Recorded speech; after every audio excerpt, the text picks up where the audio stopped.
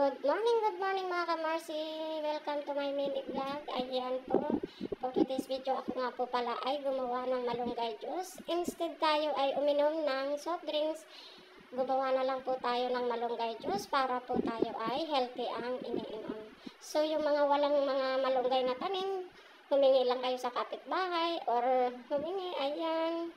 So, ako rin naman ay walang tanim din na malunggay. So, humihingi lang po ako sa mga kapitbahay na meron. So, ayan po ang aking finish.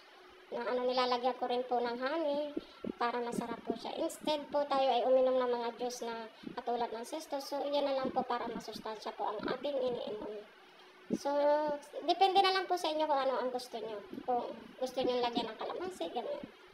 So, ayan na, finish na po ang ating malunggay juice.